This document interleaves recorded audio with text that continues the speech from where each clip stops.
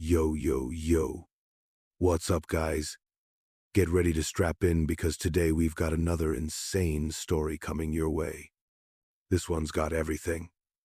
A missing woman, a mystery that went on for years, and a twist so crazy it'll have you questioning everything.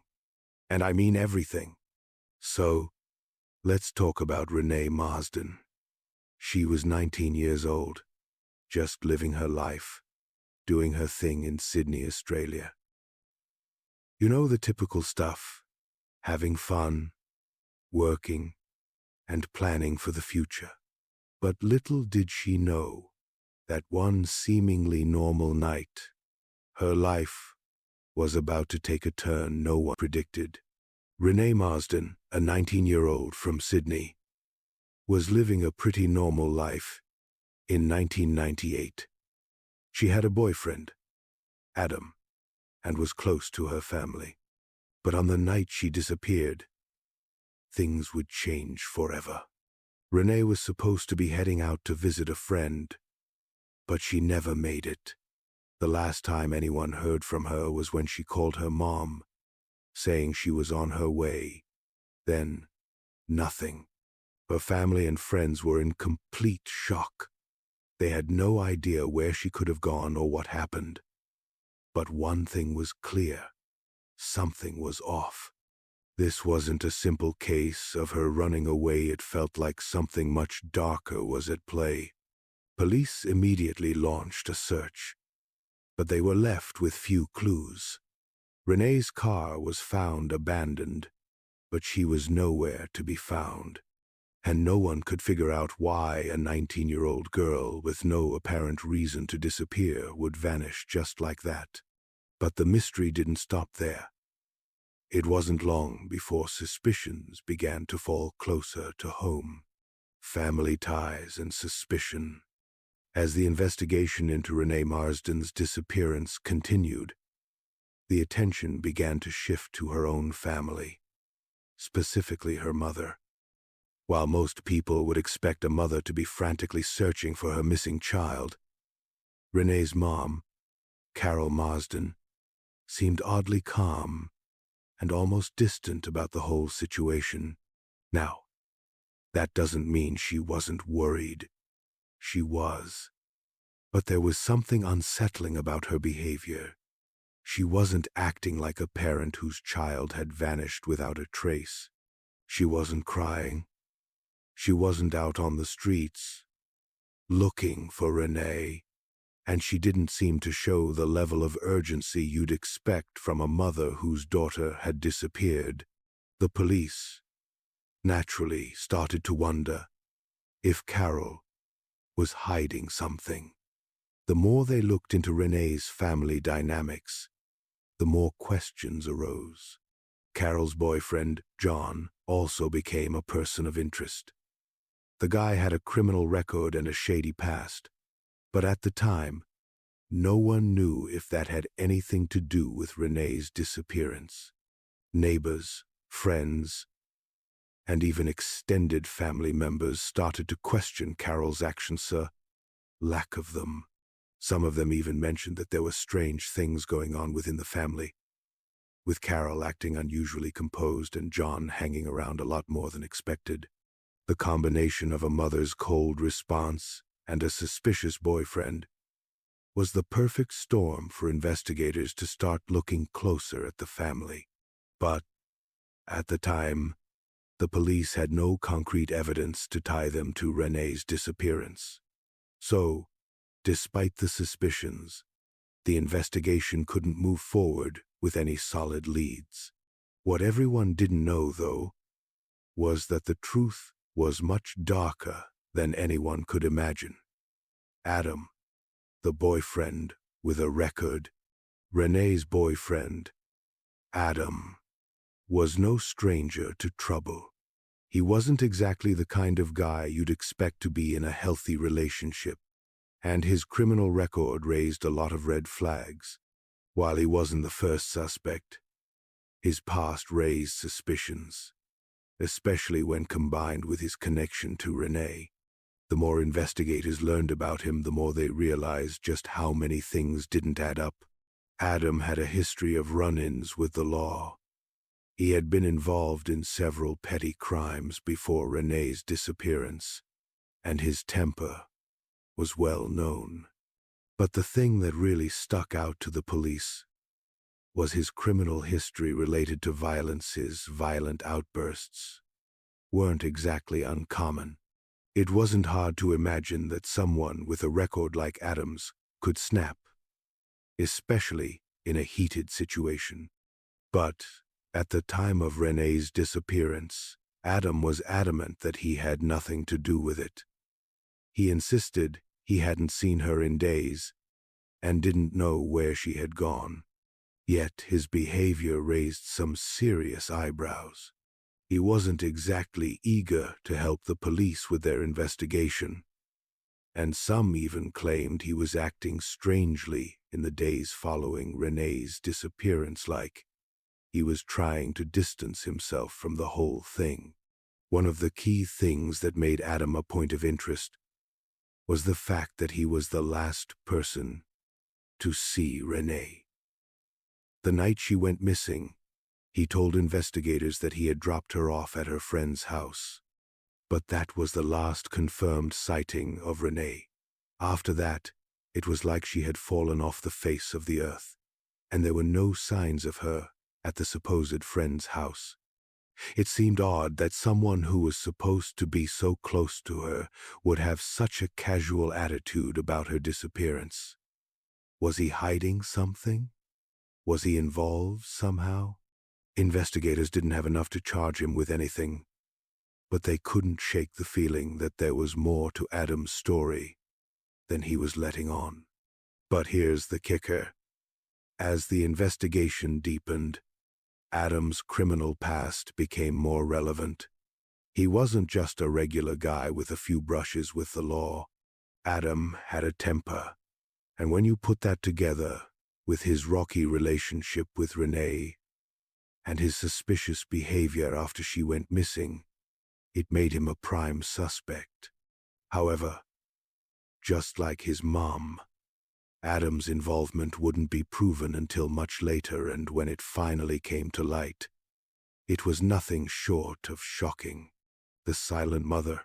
As the investigation into Renae's disappearance continued, the behavior of her mother, Renae Marsden, began to raise even more questions. To outsiders, Carol's reactions, lack thereof, seemed totally off.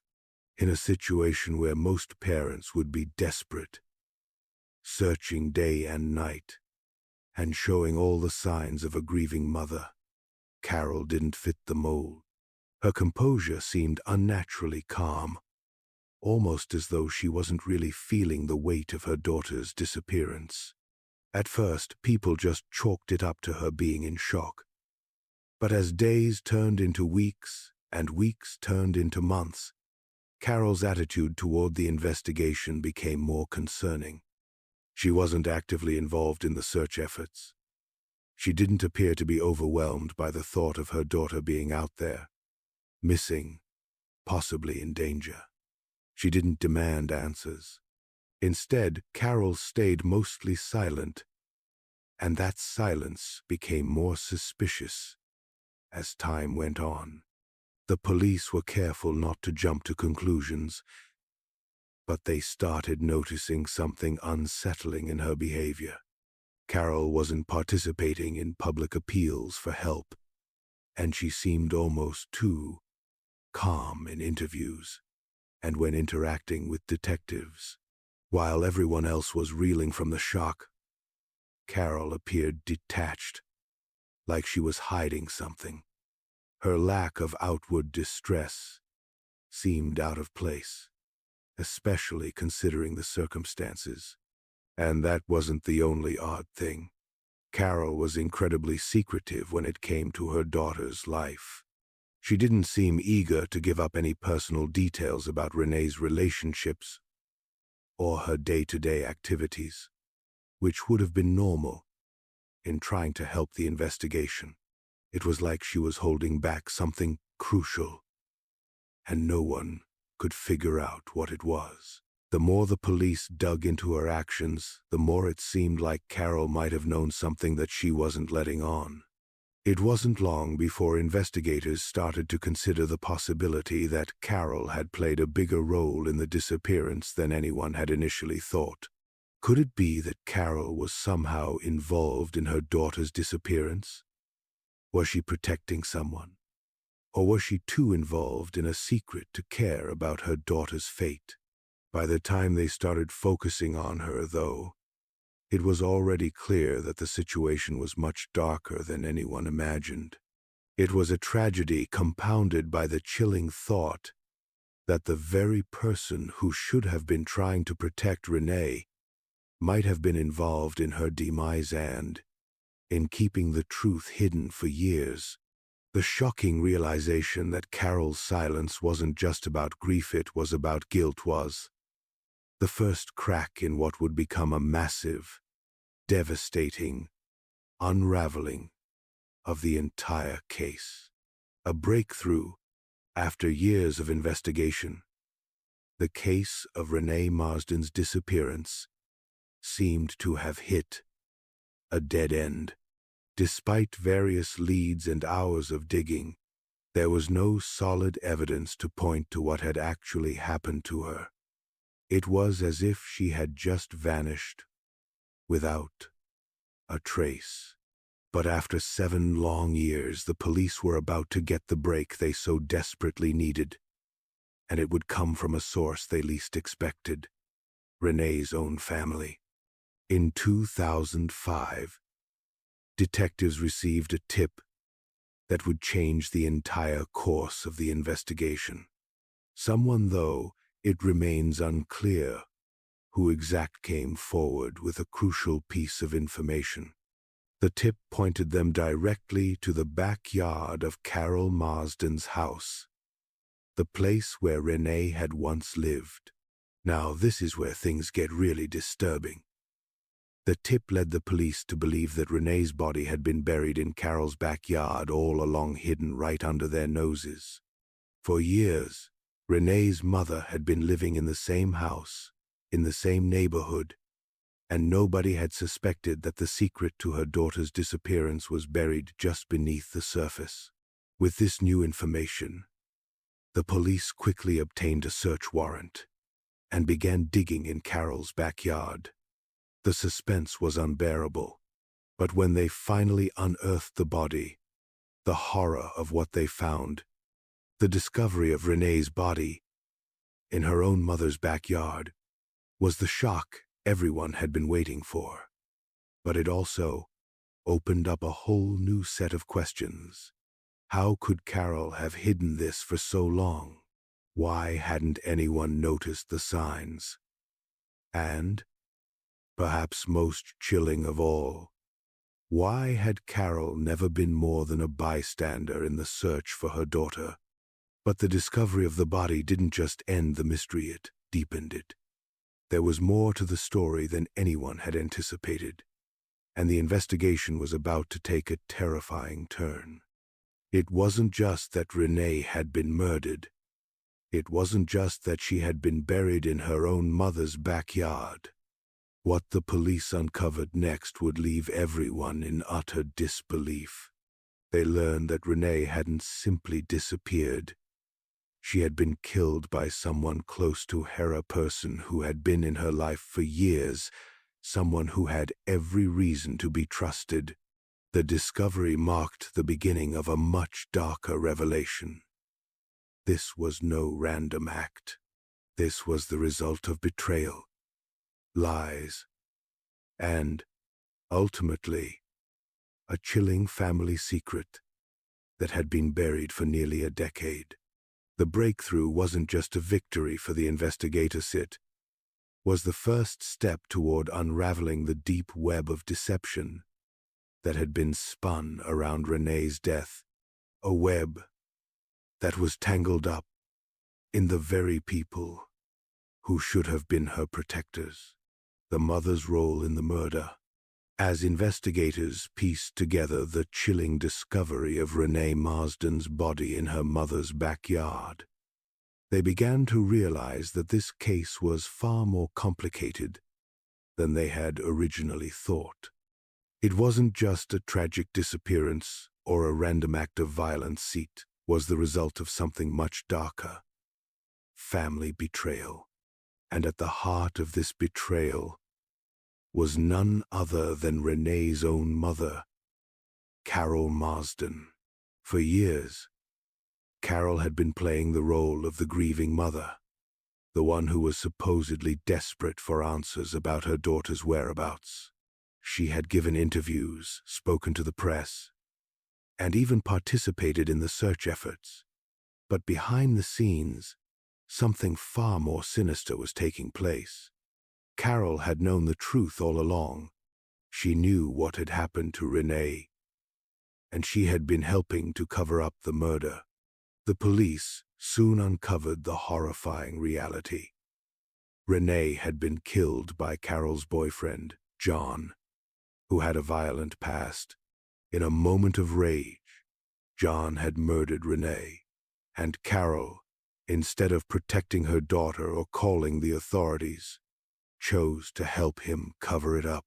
Carol's role in the murder wasn't just passive.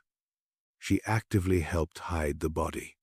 She allowed the murder to go unnoticed and, most disturbing of all, she chose to remain silent about what had happened. Why would a mother do something so horrific? The police were left grappling with this question. How could someone who gave birth to Renae, someone who should have been her protector, help conceal her daughter's murder? Investigators soon began to uncover the dynamics of Carol and John's relationship, and it became clear that Carol's actions weren't just about protecting her boyfriend. There was more to it.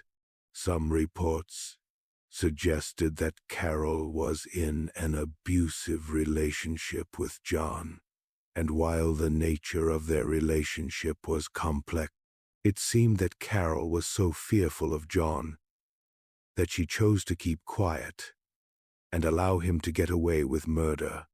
It was almost as if she had been caught in a cycle of manipulation and fear, unable or unwilling to break free from the man she had allowed into her life.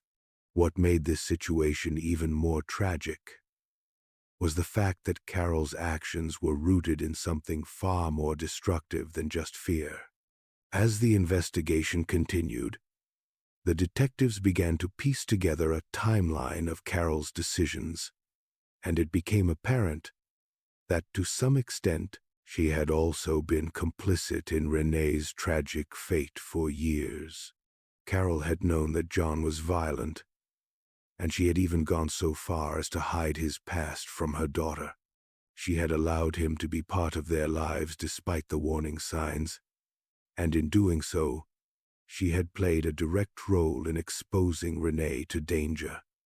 The more investigators dug into Carol's history with John, the clearer it became that Carol's silence wasn't just about covering up the crime.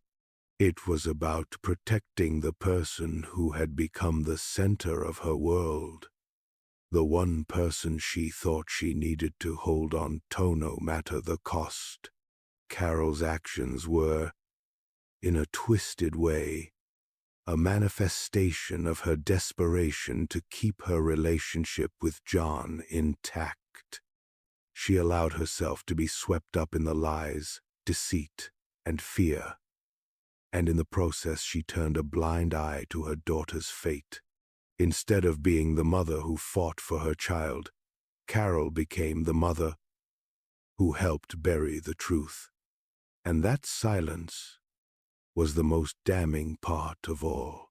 It wasn't until the police had unearthed the truth and uncovered the full scope of Carol's involvement that the full horror of what had happened became clear.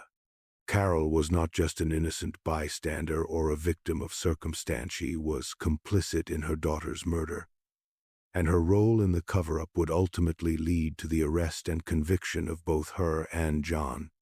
The revelation that Renae's own mother had been a key player in her death left everyone in shock.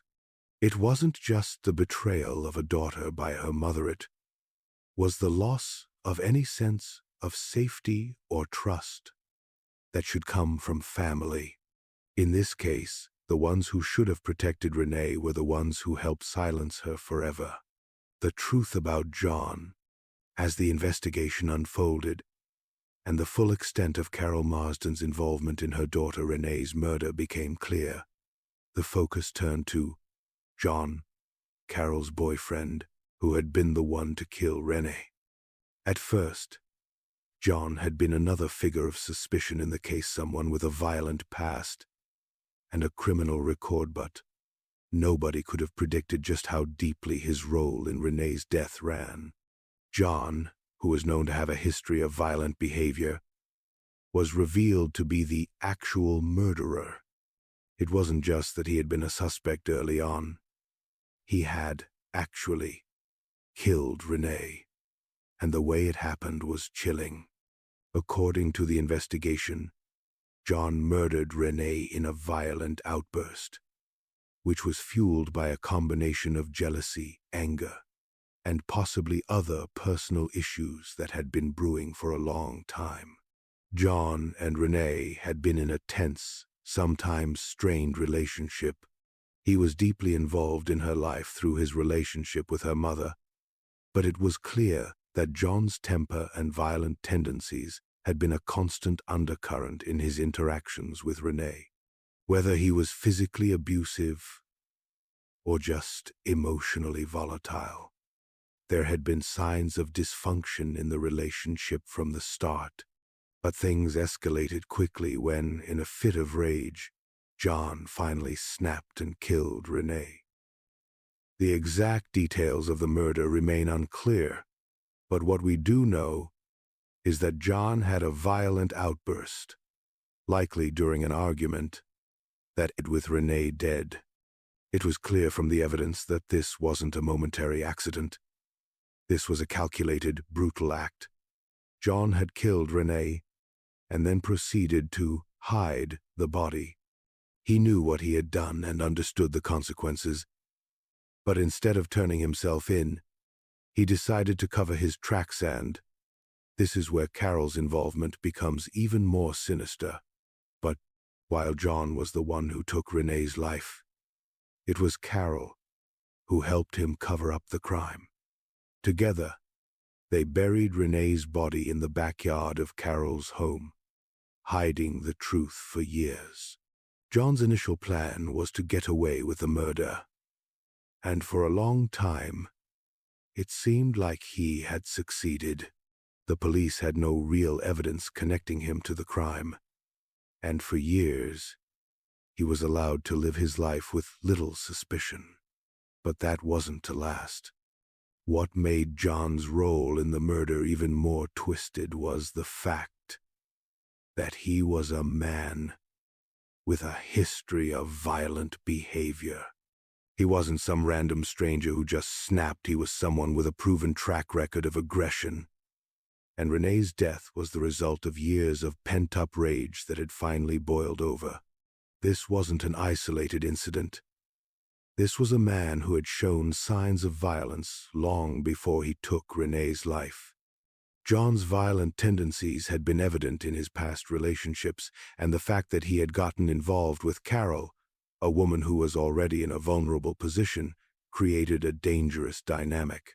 Carol, who had been in a relationship with John for years, had grown so dependent on him that she didn't recognize the extent of his toxicity. As his temper worsened, it was almost as if she had become desensitized to his aggression, so much so that when he killed Renae, she didn't feel she could stand up to him. The murder was the culmination of years of violence, jealousy, and manipulation. John had made it clear that he didn't care who he hurt.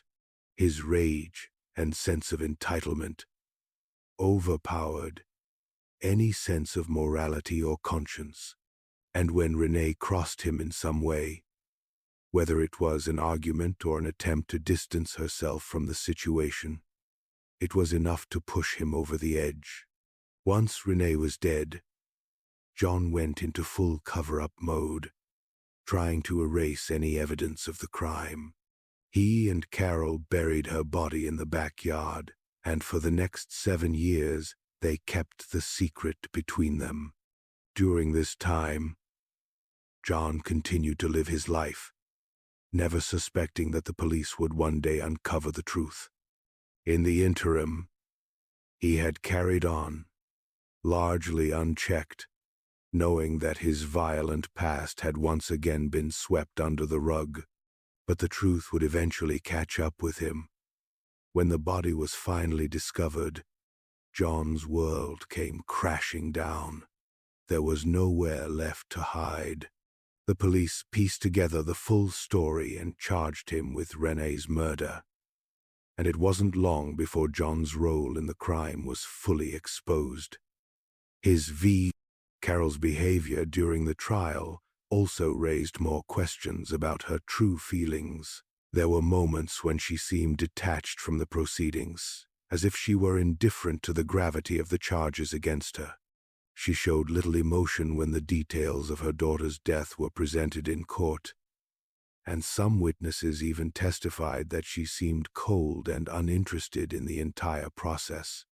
It was as though Carol had detached herself entirely from the tragedy, and that only made her involvement in the crime seem even more chilling. As the trial went on, it became clear that Carol had failed as a mother in the most extreme way possible. Instead of protecting Renae, she had turned a blind eye to her death and actively helped to conceal it. The betrayal was almost unfathomable. The jury was left to decide if Carol had been a victim of domestic abuse, too scared to act, or if she had been a willing participant in the cover-up from the start. In the end, the jury found Carol guilty of accessory to murder, as well as charges of obstructing justice. While the verdict brought some sense of closure to Renae's family, it did little to ease the grief that had been caused by Carol's actions. Her betrayal, her silence, and her role in hiding the truth were inescapable. Carol was sentenced to prison for her involvement in the murder and cover-up, but for many, the sentence wasn't enough. The true cost of her actions could never be measured. By helping John bury Renae and refusing to come forward, Carol had shown the world that a mother's love could be warped by fear and manipulation. And even though she had been found guilty, the damage she caused was irreversible. In the aftermath of the trial, Renae's family and friends were left to grapple with the reality of her murder and the profound loss of trust in those closest to her. Carol's conviction was a step toward justice for Renae, but it also served as a painful reminder of how betrayal can run so deep, even within the most intimate relationships. The case left a scar on everyone involved, and Renae's memory would forever be marked by the betrayal of the one person who should have protected her the most. The aftermath. Unraveling a family. The conviction of Carol Marsden marked a pivotal moment in the tragic story of Renae's disappearance and murder. But it also opened the door to a deeper examination of the family's dysfunction. The devastating impact of the case stretched far beyond just Renae's death. It shattered the very foundation of the family, leaving long-lasting emotional scars on everyone involved. As the dust settled after Carol's trial and conviction, the true extent of the family's unraveling became increasingly apparent. Renae's extended family, including her aunts, uncles, and cousins, struggled to come to terms with what had happened. For them, the betrayal was nearly impossible to accept. The pain of losing Renae in such a brutal manner was compounded by the fact that her own mother had been the one to help cover up the crime. It left many family members questioning their own relationships and trust. as they struggled to reconcile the person they thought they knew with the reality of who Carol had become. The shock of Renae's murder reverberated through the entire community.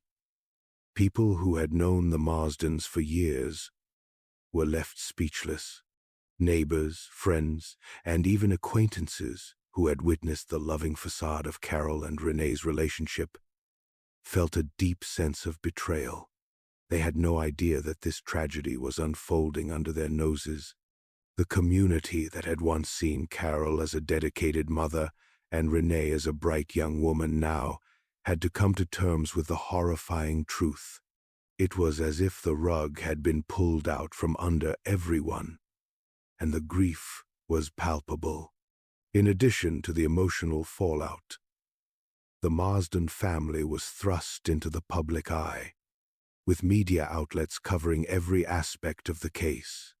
The story became a shocking reminder of how things can go terribly wrong within families, and it brought attention to issues like domestic abuse, manipulation, and the dangers of staying silent in the face of violence. Interviews with family members, friends, and neighbors were broadcasted, with many expressing disbelief and anger over Carol's actions.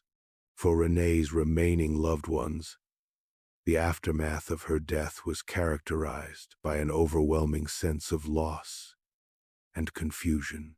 Renae had been taken away in a violent, senseless way, and the fact that the people closest to her own mother, had been involved in her death was a betrayal that no one could truly understand.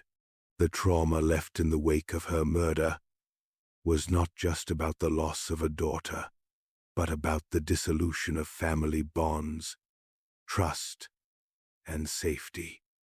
But beyond the emotional devastation, the aftermath also sparked critical conversations about justice, accountability, and the ways in which families can become enmeshed in unhealthy, toxic dynamics. Renae's story became a cautionary tale about how fear, manipulation, and abusive relationships can lead to horrific consequences. And as the case continued to be discussed in the media, there was a call for greater awareness of domestic violence and the psychological toll it can take on those who find themselves trapped in dangerous situations.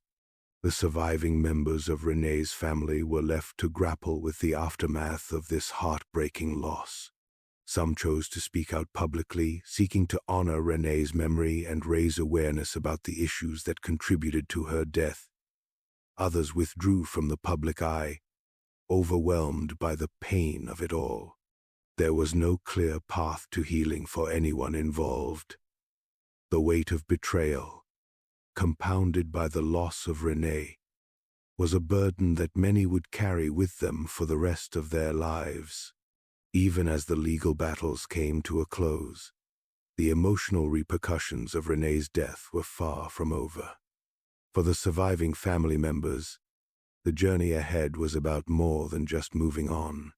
It was about trying to rebuild their shattered sense of trust and finding a way to live in a world where a mother could betray her own daughter so horrifically. Renae's legacy lived on, but it was marked by the sorrow and chaos left behind by her murder. Her story was one that highlighted the fragility of family bonds, the destructiveness of silence in the face of violence, and the deep scars left by a brutal betrayal that no one could have predicted. The Marsden family would never be the same, and the impact of Renae's death continued to echo in the lives of those who loved her. It was a tragedy that could never be fully healed, only carried with the hope that somehow the lessons learned from Renae's story would prevent another family from suffering the same fate. The legacy of Renae Marsden. A cautionary tale. The tragic story of Renae Marsden, from her brutal murder to the shocking betrayal by her own mother, left an indelible mark not just on her family, but on the wider community and beyond. As the years passed since the discovery of Renae's body and the convictions of both Carol and John, the case has become a chilling reminder of the hidden dangers that can lurk within families, often masked by appearances, fear, and manipulation. Renae's death, though tragic, has sparked conversations and movements aimed at raising awareness about the complexities of domestic abuse, the consequences of silencing victims, and the dark reality of what happens when people close to us fail to protect us. Her case has become part of the larger conversation about family violence and coercive control, shining a light on the unseen dangers that many individuals face in abusive relationships, dangers that can go unnoticed until it's too late. One of the lasting legacies of Renae's story is the importance of addressing the warning signs of abuse, both within romantic relationships and family dynamics. Renae's tragic end didn't come from a single moment of rage. It was the culmination of years of manipulation, emotional, and possibly physical abuse, and a failure to recognize the signs of danger until it was too late. For Renae, the abuse she faced from John was made even worse by the person who should have been her greatest protector, her mother. Carol's inability to act or speak out against the abuse was part of the larger, toxic dynamic in their home, and it serves as a painful reminder of the devastating consequences of staying silent in the face of danger. For those who knew Renae, her story has become an example of how domestic violence can affect not only the victim, but also the people around them. Friends, extended family, and even the community were left in disbelief that they hadn't seen the signs of abuse earlier. The case served as a wake-up call for many people to pay closer attention to the dynamics within their own families, friends, and neighborhoods, and to ask questions when something feels off. Sometimes, the most dangerous situations are the ones that are hardest to spot, and Renae's story is a painful reminder of how easily a situation can spiral out of control when abuse is allowed to go unchecked. Moreover, Renae's legacy is a testament to the importance of supporting victims of abuse and breaking the silence that often surrounds these cases. In Carol's actions, we see how fear and manipulation can tie a victim to their abuser, even to the point of complicity in an unimaginable crime. Carol's failure to protect her daughter, compounded by her decision to protect her abusive partner, highlights the need for greater support systems for people trapped in abusive relationships. Support groups, intervention programs, and educational efforts about the signs of coercive control and emotional abuse have become more critical in light of Renae's story. Renae's case also underscores the importance of trust in family relationships and the betrayal that can occur when that